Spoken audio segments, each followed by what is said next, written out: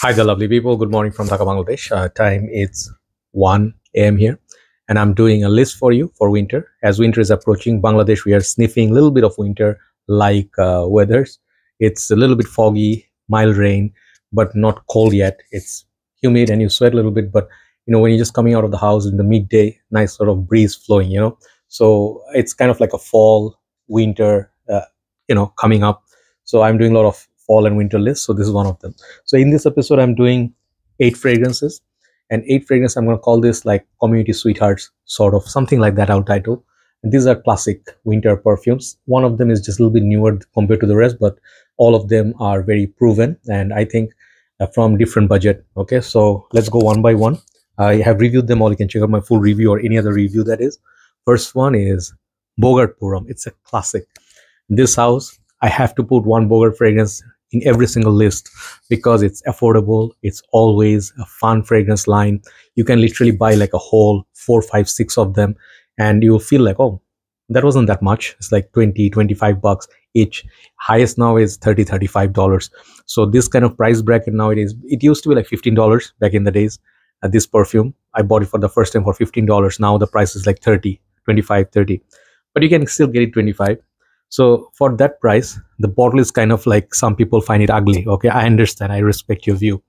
But for me, these are nostalgia. Okay, part of my journey. Whenever I see a bottle that has, just let me show you. When I see these bottles, always cheer me up. My favorite fragrance, Paco Rabanne Purums. The bottles are not that pretty. It's kind of like, those times, like manly times, right? Polo green, that one. But these are not the more modern bottles. I think youngsters will find it kind of like dated. Maybe their father used it, uncles used it. It's a little bit mature. But this fragrance, what it does, the opening is kind of like a rough. It's kind of like a strong lavender, and it is like the cherry is kind of synthetic. But then once the dry down hits you, I compared this with Pure Havana a lot. And it's not a dupe of Pure Havana, mind you. You can get Pure Havana dupes in some other houses like Rare Tradition, okay? Like the Wild, what's that fragrance called? Forgot the name. It's just Wild something. Anyway, that one is a good Pure Havana dupe. This thing on its own, it stands high on its own feet. Really good performer. In the winter, I get massive projection. Summertime, I don't wear it. I get headache from it.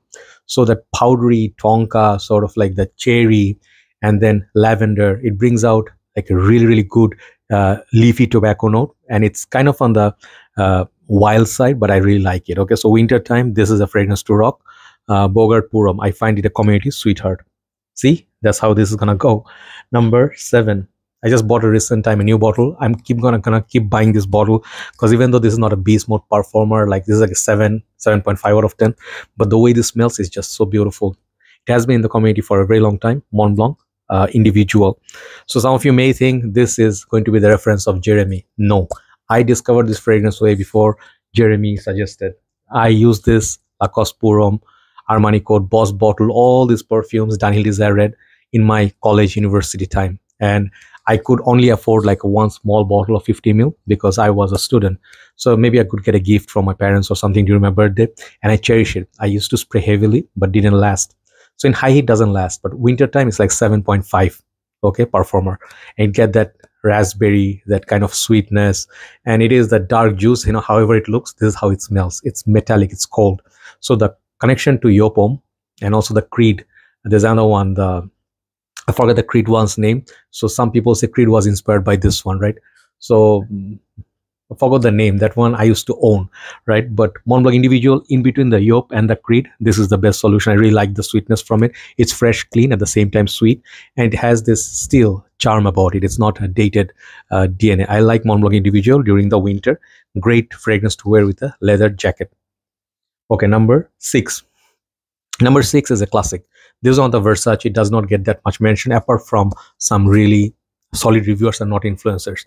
They talk about it. Real reviewers talk about it. This is Versace the Dreamer. And I got to know about this perfume from Mark Robzoid, my fragrance guru. He reviewed it so wonderfully. Like, that is the best review out there, without any doubt, with all due respect to all the other reviewers. But when he said, look at the Medusa head, I looked at it differently.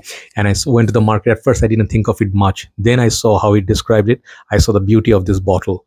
It's a plain, clean bottle. It's relatively cheaper than other Versace, like Versace Blue Jeans and this. are more on the affordable side. Versace L'Homme, cheaper, but Versace Manu Fresh, Versace Pour Homme, these fragrances are more expensive now. What this one creates is a dreamy effect. You also get a tobacco, sort of like a leaf, but at the same time, this fragrance, one fragrance, it gives you beastly performance. I do not see any reformulation issue, or whatever reformulation that happened, it affected the performance of it.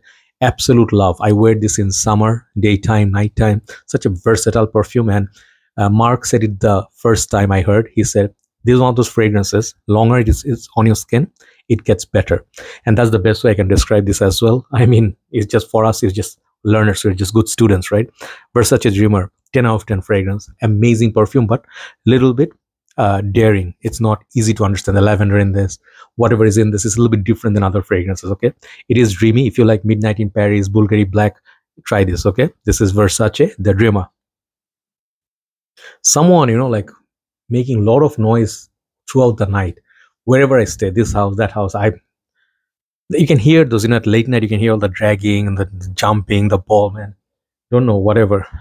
People in here, man. I really wish I could exchange the people with some other countries' people. Number 5, a true classic, Bentley For Men Intense. And I know the way I say Bentley is not the way to say it. I do not know how to say any of the brands, to be honest. I just know Toyota, but Honda. But when it comes to Bentley, like I saw that girl who says ping ping, knocks on the car and says Bentley or something. Ferrari, it's not BMW, it's not Mercedes Benz. It's different the way they say it in their country, but the fragrance, that is, I know they know their car, I know my fragrances. Okay, since I got my first bottle of this in 2016, I was in love with this perfume. This one, Azarochrome Legend, is my early days of collecting perfumes. Okay, I'm very attached to these perfumes, very much. Like David of Hot Water, and the fragrance comes to my mind. Not many people rave about it. I do, because I love it. This one is popular among the crowd, among the community. It is the boozy sandalwood leather combination, and it has a lot of spices. It's very masculine, it's out there. Wintertime is the only time you can wear this fragrance, in my humble opinion. You can wear whatever. If you like Kuros, you can wear this, no problem, but it has its own beauty. This is money. I call it money in the bank. It just smells like money. Very expensive smelling. This is a true gem, and still it's pretty affordable, 40, 45 bucks. Noir, these such easy things to love, Bentley For Men Intense. So now we have 4 left. So these 4 are a little bit more pricey than the first 4 or last 4, and all solid perfumes from designers, except no, all are designers. Okay, let's go one by one. These are all community sweethearts. This is the new one. It's not brand new. This is Givenchy Gentleman Reserve Privee. The boozy, some people compare this with pure malt and then the iris together. That's what makes it a masterpiece. Man, when I smell it, I just want to put it literally inside my nose. That's gross, but I like doing that because the boozy smell, I love that. There was a time I used to be a party animal, and my favorite poison used to be Shivas and JD. Those, don't spread this, don't spread the rumor, okay? But I used to love the way JD smells, okay? JD, Tennessee whiskey, Tennessee honey, right? That thing, I still remember, I literally opened the bottle, I smelled it, I'm like, the smell of that honey, the smell of that JD, it's literally you remember ice cubes and then the glass and then in the Coke. These are kind of fragrances. When I smell whiskey, I love it in a perfume. I love pure malt, but I love this more. This is more modern than pure malt, more affordable, still expensive, but it's a great fragrance for winter. Great performer, by the way. Only thing I love about this is the Givenchy Gentleman EDP. That is also like Homme Intense, but this playful whiskey is like a naughty little boy. I like this Givenchy Gentleman, and this is called Reserve Privee. Truly love that. So number 3, number 2, number 1, all my favorite fragrances. This is my list. Man in Black. Keeps showing it all the time. I will not let people forget about this perfume, this gem. This is the all blacks edition. You can get the regular MIB, but it's going to cost you money, $100 plus. Sadly, it used to be 45 bucks once, 50, $55 tops. Now out of price range, but I still love it. The way this smells, and Spice Bomb.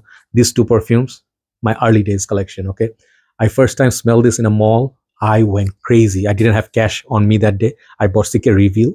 Next week, I saved up money from my sales. I bought this. Okay, there are a lot of fragrances I did crazy things for. Burberry's, London, Burberry's. No, not any other, the few other fragrance I did crazy things for.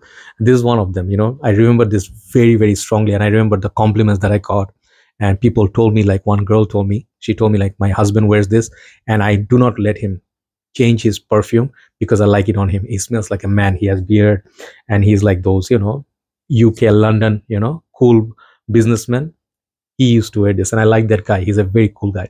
So Man in Black in winter, it smells like a rich man. It smells like a guy with a beard, lava, and it's like that tuberose. It has tobacco, it has booze, rum, spices. I make the grunting noise to describe this perfume. This is a man's man perfume. Bvlgari Man In Black, absolute masterpiece. So next two, perhaps I should have put number 2 as number 3, but it's okay, no problem. Number 2, I wore it yesterday. The Golden Boy, Le Male Elixir. Gets a lot of love, a lot of hype, and also a lot of hate because some people feel this is too sweet. It's okay. I think Mark does not like it as much as he likes Ultra Male or Le Male. But because, our age, he is now, I think, around 42. I'm 43. We're in the same 40s. There's a reason for older generation not to like this because this is too playful. So when you think of our time, we used to wear Ultra Male, Sick Reveal, sweeter perfumes, Eros, 1 millions. This is no different than those. These are the sweet trend, but more modern. And this is what the current generation, Gen Z or younger folks who are born in 2000s or something, they want to smell like this. This is truly a flirty, sweet, very sweet perfume. The honey in this is just stunning. But it is, I understand, it's kind of too sweet. But for winter, I think it has massive performance. And the bottle, I think I like the way the ring is. I like this line. This is the most beautiful looking bottle in this line. I will get a backup before it gets reformulated, right? So number 2 is Le Male Elixir, and I like it. I like Le Male Le Parfum more. That's more rounded perfume, but this is just today's happy pick. Like number 1 right now. Okay, number 1 is the fragrance. Is the most expensive here, and this first time I bought it was $120. Now the price have gone to $170. Okay, crazy.